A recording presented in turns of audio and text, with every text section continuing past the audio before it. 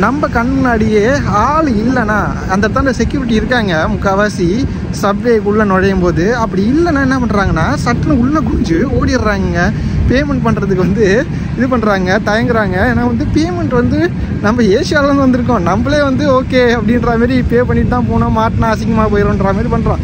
வாழ்நாளில் முதல் முறையாக இப்படி ஒரு ஹாஸ்டலில் தங்க போகிறேன்ற மாதிரி ஒரு பிரம்மாண்டமும் பூரிப்பும் இருந்தது எனக்கு. இங்கேருந்து போனால் அந்த பிராட்வே, டைம் ஸ்கொயரு எல்லாமே கனெக்ட் ஆகிற ரோடுங்க இது வீட்டில் தான் இருக்குது. 4-5 ரோட பிரியுது இந்த இடம். சென்ட்ரல் ஏரியா இங்கே பாருங்க. நியூயார்க்லேயும் ஏழை மக்கள் நிறைய பேர் நம்மளால் பார்க்க முடியுது. தெரு ஓரமாக இப்படி தான் படுத்துக்கிட்டு இருக்காங்க. என்ன ஒரு ட்ராபேக்னா, நம்ம இதுக்கு முன்னாடி இருந்த இடத்துல வந்து எல்லா ஃபெசிலிட்டியும், அதாவது குக்கிங் ஃபெசிலிட்டி எல்லாமே இருந்தது ஹாஸ்டலில். டோட்டல் ஸ்கெடியூலே டேமேஜ் ஆகும். பட் இருந்தாலுமே அதை ஃபாலோ பண்ணுங்கள். புக்கிங் கேன்சல் பண்ணிவிட்டு ரீஃபண்ட் பண்ணுற மாதிரி இருந்தால் அந்த மாதிரி ஆப்ஷன் யூஸ் பண்ணுங்கள். ரீஃபண்டபிள் இல்லாமல் இருக்க ரூம்ஸை புக்கே பண்ணிடாதீங்க. எல்லா இடத்துலையும் ஒரு இடத்துல சேர்த்து விட்டுறாங்க இவங்கள வீட்டுக்கு முன்னாடி இருக்க குப்பைகளை. இது சிட்டியில் மட்டும் இல்லை, வில்லேஜ் சைட்லையும் அப்படி தான் இருந்துச்சு. அண்டர் கிரவுண்டில் அந்த சப்வே ஓடுற சத்தங்க, அவங்க வந்து வென்டிலேஷனுக்காக காற்று உள்ளே போயிட்டு வரணுன்றதுக்காக இந்த மாதிரி ஓட்டையாக போட்டு விட்ருக்காங்க. அதுக்கே வந்து 31 USD வந்து நம்ம ஸ்பெண்ட் பண்ணியிருக்கோம். நம்ம தங்கிட்டு இருக்க ஹாஸ்டல் உள்ள இப்படி தாங்க இருக்குது. ரொம்ப போன ஹாஸ்டலை விட இது கொஞ்சம் இதுவாக தான் இருக்குது. ஆள் நடமாட்டம் ரொம்ப கம்மியாக இருக்குது. பெரிய ஹாஸ்டல் தான். வெளில இருந்து பார்க்கறதுக்கு சூப்பராக இருக்குது, பிரம்மாண்டமாக செம்மையாக இருக்குது. வெளில போய் காட்டுறாங்க. உள்ளே வந்து பாத்ரூம் ஃபெசிலிட்டிலாம் கொஞ்சம் சுமார் தான், அப்படி தான் இருந்துச்சு. இப்போ நம்ம சன்செட் ஒன்று 5 நிமிஷத்தில், சன்ரைஸ் ஒன்று 5 நிமிஷத்தில் ஆரம்பிச்சிடும். அதனால் அங்கே போய்கிட்டு இருக்கேன். ஓகேங்களா, கீழே போய்ட்டு நான் உங்களுக்கு காட்டுறேன். ஓகே, பார்ப்போம். இப்போ நம்ம வெளில போய்கிட்டு இருக்கோம் பாருங்கள்.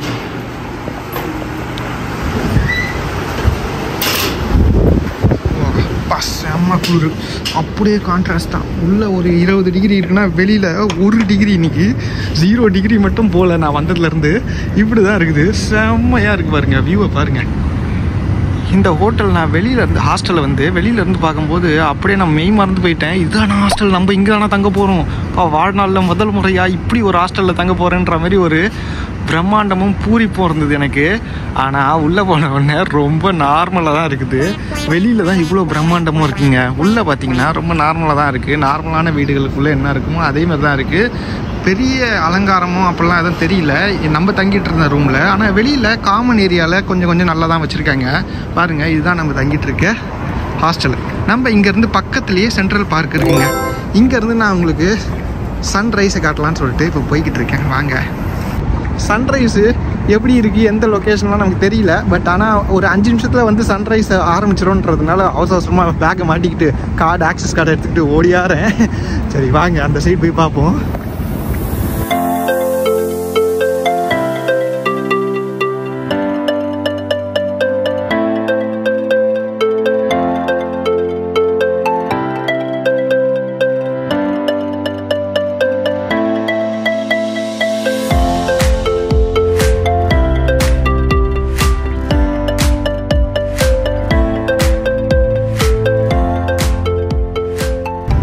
இந்த பார்க்கை நம்ம 2 நாளாக சுற்றி பார்த்தோம்.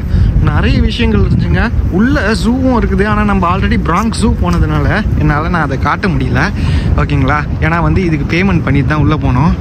ஆல்ரெடி ஒரு ஜூ காட்டியாச்சு, இன்னொரு ஜூ வரையா. அதுக்கே வந்து 31 USD வந்து நம்ம ஸ்பெண்ட் பண்ணியிருக்கோம்.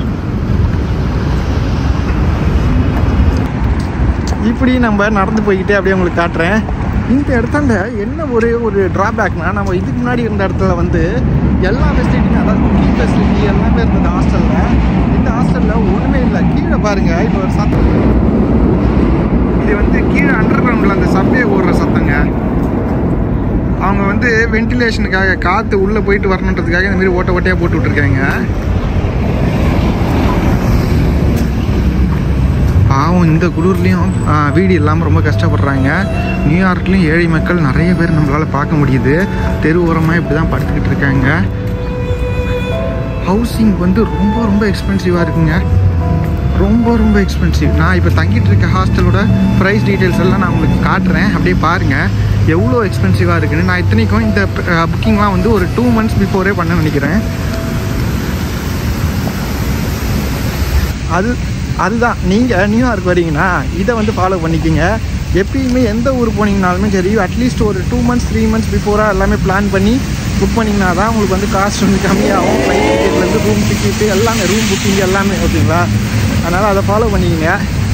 ஆனால் இங்கெல்லாம் ஓகே, பெரிய இயற்கை சீற்றங்கள்லாம் வராது. ஆனால் சவுத் ஈஸ்ட் ஏஷியன் கண்ட்ரி, இந்த பிலிப்பைன்ஸு, வியட்நாம் அந்தமாரி இடங்கள்லாம் போகிறோன்னா அடிக்கடிக்கு அந்த புயல் சூறாவளிலாம் அடிக்கடிக்கு வந்து அட்டாக் பண்ணுவோம். இந்தோனேஷியாலாம் அங்கெல்லாம் வந்து அடிக்கடிக்கு பிளெயின் வந்து கேன்சல் ஆகும். அப்புறம் நம்ம டோட்டல் ஸ்கெடியூலே டேமேஜ் ஆகும். பட் இருந்தாலுமே அதை ஃபாலோ பண்ணுங்கள். புக்கிங் கேன்சல் பண்ணிவிட்டு ரீஃபண்ட் பண்ணுற மாதிரி இருந்தால் அந்தமாரி ஆப்ஷன் யூஸ் பண்ணுங்கள். ரீஃபண்டபிள் இல்லாமல் இருக்க ரூம்ஸை புக்கே பண்ணிடாதீங்க, கஷ்டம். இங்கே பாருங்கள், இந்த இடத்துல பார்த்தீங்கன்னா என்ன போட்டிருக்கு பாருங்கள், 1 Central Park West Trump international hotel. பார்த்தீங்களா, ட்ரம்ப் இன்டர்நேஷ்னல் ஹோட்டல் இதுதான் பாருங்க.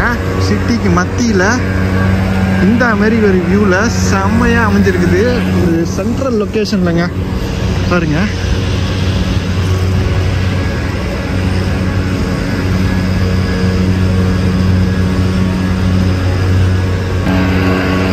ஹோட்டலுக்கு வெளியில் இருக்கு குப்பைகளை க்ளீன் பண்ணுறதுக்கு மோட்டர் அடிச்சு காற்று அடிச்சு க்ளீன் பண்ணிட்டுறாங்க.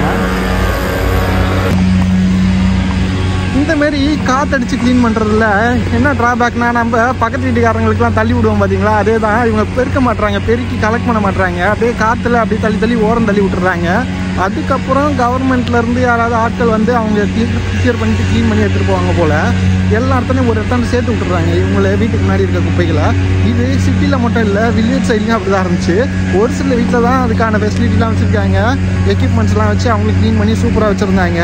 நிறைய வீட்டுகளில் அந்த மாதிரி ஃபெசிலிட்டிலாம் இல்லை போல். இல்லை அவங்களுக்கு சோம்பேறித்தனமா என்னன்னு தெரியல. ஏன்டாடே அதை அடிக்கடி கொட்டிக்கிட்டே இருக்கும் போல். இங்கே இருக்க மரங்கள் வந்து இப்படி தான் எதை உதிர் காலம் வரும்போது செம்மையாக இப்போலாம் கொட்டிக்கிட்டே இருக்குது. சரி, வந்துட்டோம். இங்கே பாருங்க, இதுதான் மேஜரான லொக்கேஷனு பாருங்க, சென்ட்ரல் பாயிண்ட்டு. இங்கேருந்து போனால் அந்த பிராட்வே, டைம் ஸ்கொயரு எல்லாமே கனெக்ட் ஆகிற ரோடுங்க இதுல தான் இருக்குது. 4-5 ரோட பிரியுது இந்த இடம். சென்ட்ரல் ஏரியா இங்கே பாருங்க, இங்கே தான் இருக்கும்.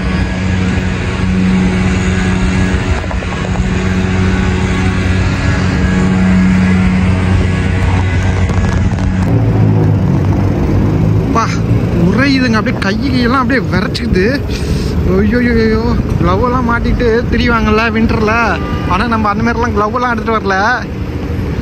பயங்கரமாக இருக்குது.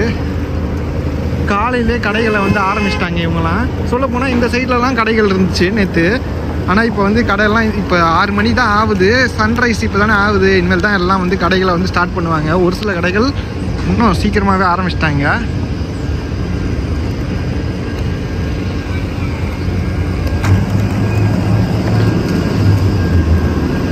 Columbus circle ஸ்டேஷனுங்க.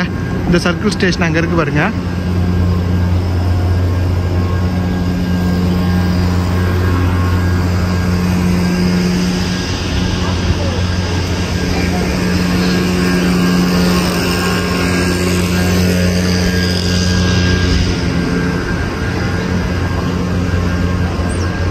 நைட் வியூவும் சூப்பராக இருக்குது, மார்னிங் வியூவும் பயங்கரமாக இருக்குது.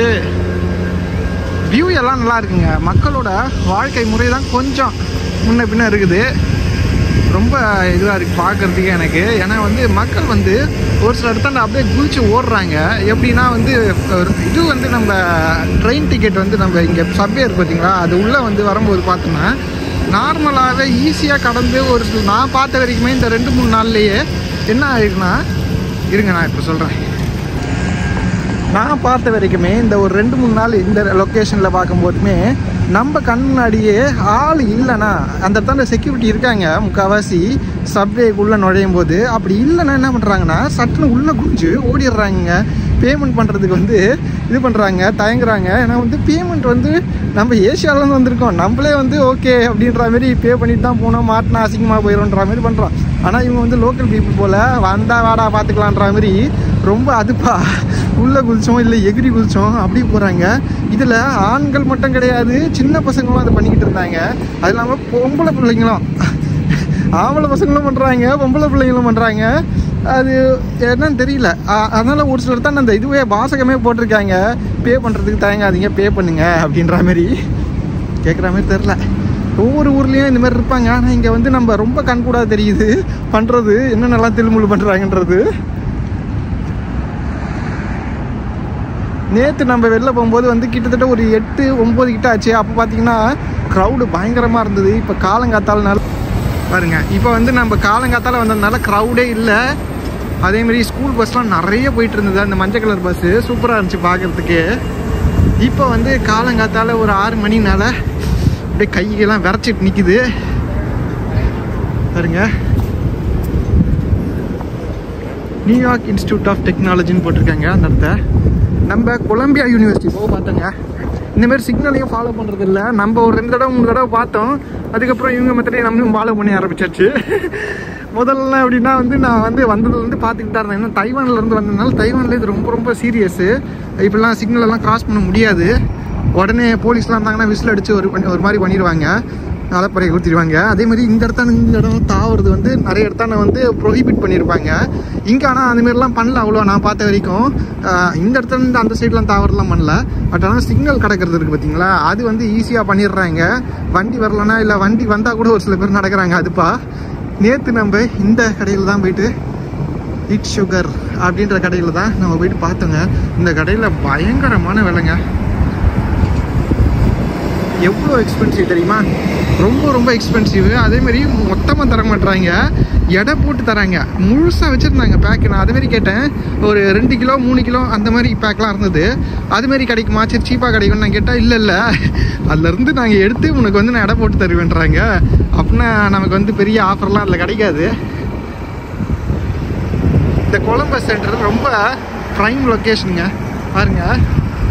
இந்த மாதிரி வண்டி நிறைய இருக்குது, சிட்டி பைக்கு வண்டி.